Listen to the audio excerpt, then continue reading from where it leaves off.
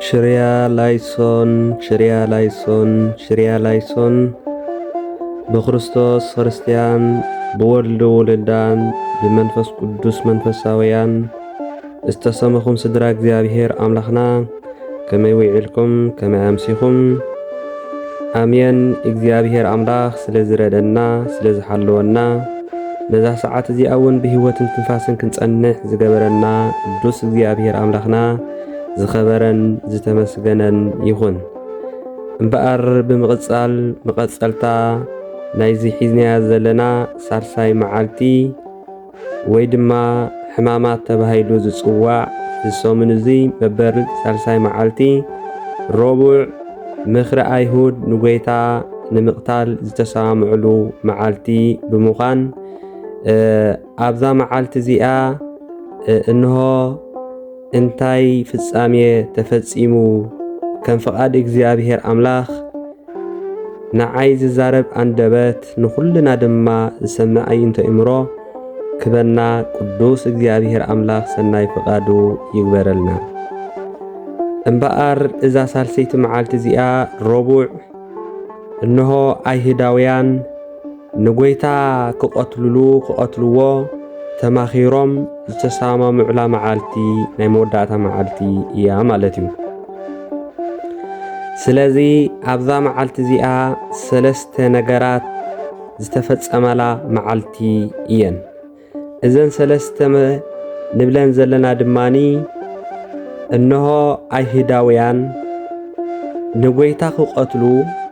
تماخيروم زتسامعلو معالتي يو سلازي غويتانان مدحانينان إيسوس كريستوس أبزي عالم بحصير قمات بتصبيب درات ببزح تمرتن تأمراتن يقبر سلازنبره أيهداويان ببزح وان كحزوان كقتلوان يحسبوا يدلي انتنبرو كهان اللهم جينا أكالن مخنياتو دما غويتا تسائلون عالم زدحنا الله معالت ساعات سلازي أخلت كمتي غويتا بزح جزيه زغلص زنبره دما جزيه كان ايبصحنيو جزيهون سلازي كونه اندابله بزح جزيه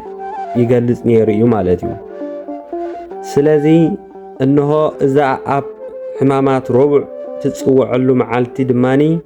ثلاث نغرات ابزا معالتي زيا تفصيمنين اذا علت زيا ايهداويان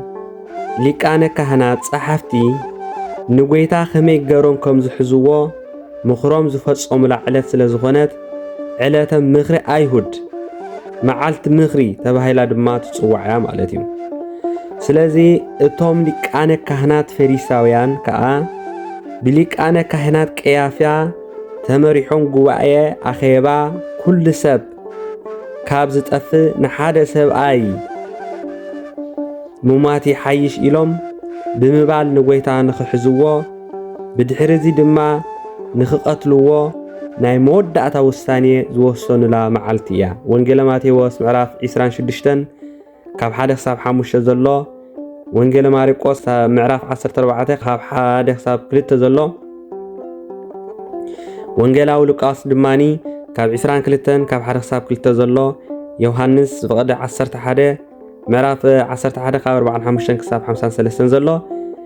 وانجلاويان بزعبا نزعلت زيات ملكت مسكيرومن صحيفومن አለው ማለት ነው ስለዚህ እቶም ሊቃነ ካህናት ንጎይታ ካብ መጀመርታ ይቃወምዎን ብቅንኢ ንሕና መምሃራን እንከለና ንሕና ሊቃውንት እንከለና ከመይ ገሩ ተአምር ይገብረሎ ወይ ድማ ከመይ ገሩ ህዝቢ ይስዕወሎ ብምባል ካብቶም ኮል ብምሕሳብ ሓንቲ መዓልቲ እኳ በኺሮም ዘይፈልጡ እታ ናይ መወዳእታ መዓልቲ ዝተማኸሩ ላዕለት ግና ኣብዛ ረቡዕ እያ ትኸውን ዘላ ማለት እዩ ስለዚ እቲ ካልኣይ ድማ ጎይታናን መድሓኒናን ኢየሱስ ክርስቶስ ኣብ ቤት ስምዖን ብሓንቲ ሓጥእ ሰበይቲ بقدس زخانة الشتاء ويدما زخبر زخانة واقو زتقبأهلو معالتي مالتيو ስለዚ እዛ መዓልቲ እዚኣ ጎይታናን መድሓኒናን ኢየሱስ ክርስቶስ ኣብ ቢታንያ ኣብ እንዳ ስምዖን እቲ ለምጻም ዝተባሃለ ምስ ኣተወ ብሓንቲ ማርያም ዝተባሃለት ሓጥእ ሰበይቲ ሓደ ፍርቂ ኣብ ስንቲ ዝኸውን ሽታ ወይ ድማ ጥዑም ሽቱ ዝዋግኡ ወሲዳ ዝቐበትሉ ብንብዓታ ኣእጋር ጎይታ ሓፂባ ብፀጉሪ ርእሳ ገይራ ድማ ዝደደሰሉ መዓልቲ እዩ። እታ ሓጥእ ሰበይቲ ንጎይታ በቲ ክቡር ሽቱ ገይራ ክትቀብኦ እንከላ እቲ ዘትሓዞ ይሁዳ ተሓዚ ማህፈድ ስለ ዝነበረ ካብኡ እውን የልዕልን የጠፋፍን ስለ ዝነበረ እዚ ክቡር ሽታ እዚ ተሸይጡ ንድኻታት ዘይወሃብ ኢሉ ብተንኮል ዝተዛረበሉ ዕለት እውን ማለት እዩ። ይሁዳ እታ ማርያም መግደላዊት ብሓጢኣታ ተበኺያ ብሓጢኣታ ክትንሳህ ወይ ድማ ብዚ ኩሉ ዝገበረቶ ኸይዳ ኣብ ስምዖን ኣትያ ኣብ ቤት ስምዖን ኣትያ እንሆ ብጥዑም ዝኾነ ሽቱ ጌራ ንጎይታናን መድሓናን ኢየሱስ ክርስቶስ ብዝገበረቶ ሓጢኣት ወይ ድማ ብዝገበረቶ እንዳነብዐት እንዳበኸት ንኽትመሓር ወይ ንኽትንሳህ ኣብ እግሪ ጎይታ ኮፍ ኣብ ዝበልህሉ እቲ ይሁዳ ድማኒ ንጎይታ እጉኳ ሕሊፉ ክህብ ዝደፈረ እንሆ እቲ ሽታ ተሸይጡ እንተዝኸውን ነይሩ ንድኻታት ምኾነ ብምባል ንሱ ኣብ ልቡ ካሊእ ሓሳቡ ካሊእ ዝነበረ ጎይታናን መድሓናን ኢየሱስ ክርስቶስ ግን ድማ ነዚ ተረዲኡ እንታይ ኢሉ መሊሱሉ ወይ ድማ ልቡ እንታይ ከም ዝሓስብ ስለ ዝፈለጠ ንመዓልቲ ቀብረይ ዘዳለወቶ እዩ እሞ ሕደጋ ድኻታትሲ ኩሉ ግዜ ምሳኹም ኣለዉ ንዓይ ግና ኩሉ ሰዓይ ክትረኽቡኒ ኢኹም ኢሉ ክግስፆ ከሎ ኢና ንርኢ ማለት እዩ። ወገናት ስድራ እግዚኣብሔር ኣምላኽና ብሓቂ ሰብ ክፍኣት እንተሓሲቡ ኮይኑ ካብ ልቡ እዩ ዝምንጩ ማለት እዩ። ይሁዳ ድማ እንሆ እግዚኣብሔር ልብን ኮላሊትን ስለ ዝምርምር ካብ ልቡ ፈሊጥዎ እንታይ ይሓስብ ከም ዘሎ ስለ ዝፈለጦ እዚ ምፅያቶ ዘላ ወይ ድማ ካብ መወዳእቲ እውን እንታይ ከም ዝሓስብ ስለ ዝፈለጠ ንቐብረይ ክኸውን ንቐብረይ ዘዳለወቶ እዩ ብምባል ክግስፆ ድኻታትሲ ኩሉ ግዜ ምሳኹም እዮም ዘለዉ ኢሉ ክግስፆ ከሎ ንርኢ ማለት እዩ። ነቲ ንሳ ዝገበረቶ ሰናይ ተግባር ድማ ብምድኣድ እዚ ኣብ ወንጌል ተጻሒፉ ንዘሎ ኩሉ ዓለም እዚ ዝገበረቶ ናይ መዘከርታ ኮይኑ ብሓቂ እብለኩም ኣለኹ ብምባል ድማ ወንጌል ማቴዎስ እውን ኣስፊርዎ ኣሎ ምዕራፍ 26 ካብ 6-13 ዘሎ ከም ተቀዲምና ዝገለጽናየቶም ወንጌላውያንን ኣብ በቦቶኦም ኣብ በብጥቕሶም ኣቐሚጦም ኣለዉ ማለት እዩ። ስለዚ እዚ ዘረድአና ድማ እቲ ሰናይ ዝገብር ኩሉ ግዜ እንዳተዘከረ ከም ዝነብር ማለት እዩ። እቲ ሰናይ ዝገብር ኩሉ ግዜ እንዳተዘከረ ከም ዝነብር ኣብ ቅድሚ እግዚኣብሔር እውን ሞገስ ከም ዝረክብ ዓስቡ እውን ከም ዝቕበል እዩ እሞ ቅዱስ እግዚኣብሔር ኣምላኽ ኣብታ እትመጽእ መንግስቱ ክዝክረና ሰናይ ነገር ናይ ምግባር ድማ እግዚኣብሔር ክንሰርሕን ክንዓይን ክድግፈና ናይ እግዚኣብሔር ኣምላኽ ሰናይ ፍቓዱ ይግበረልና። ስለዚ ይሁዳ ድማ እቲ ሳልሳይ ናይ መወዳእታ ይሁዳ ንጎይታና ንመድሓኒናን ኢየሱስ ክርስቶስ ብ30 ዲናር ሸይጡ ዝተወዓለሉ መዓልቲ እዩ። ይሁዳ ብ30 ዲናር ንጎይትኡ ኣሕሊፉ ንክህብ ዝተሰማምዐሉ ረቡዕ መዓልቲ እዩ። ይሁዳ እታ ሓጥእ ማርያም እንዳበኸየት ክቡር ዝጨና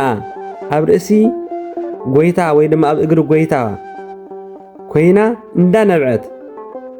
እዚ ክንዲዚ እንዳነብዐት ስለ ዝሪኣ ነበረ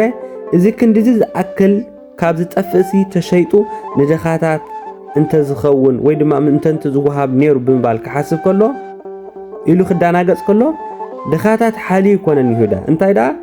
እሱ እቲ ገንዘብ ተሸይጡ እንተ ደኣ ሒዝዎስ ካብኡ ንክረክብን ወይ ድማ ንኸጠፋፍን ፍቕሪ ናይ ገንዘብ ስለ ዝነበረ እዩ። መሊሱ ድማ ብምቕራብ ኣብቲ ውሽጢ ንዝነበረ ፍቕሪ ናይቲ ንዋይ ስለ ዝብህግ ዝነበረ ወይ ድማ ስለ ዝንበ ዝነበረ እዩ ዝሓሳብ እዚ ካብ ልቡ መጪ ማለት እዩ። ፍቕሪ ናይ ገንዘብ ኩሉ ግዜ ፍቕሪ ገንዘብ ጥፋት እዩ ከምቲ ቅዱስ ሐዋርያ ጳውሎስ ዝበሎ። ይሁዳ ድማ بفقر جنزب سلا تقاتل زنبرة مودعتا دما بفقر جنزب كتفئنا نريو نقويتو بمسعام كتحزو خلو نقويتانا بمسعام كتحزو خلو إنا نرئ مالد كابزي እግዚአብሔር أملاح يسورنا اتي زقرب حساب قبول كوينو سلا زي ترخبه جنا نتي بمشات أنا زرخبه زكال زخيل مو زسانو جنزب كحسب قبلبو زحادر فقر نواي أقديرو نابتم صلاة بيتا زخونو ليك أنا كهنات كيدو يهودا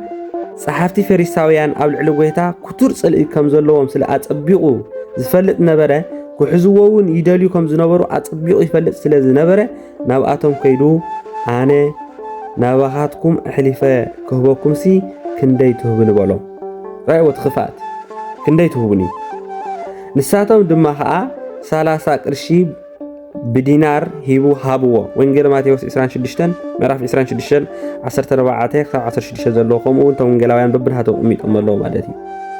بزن زيت اقما ገንዘብ ድማ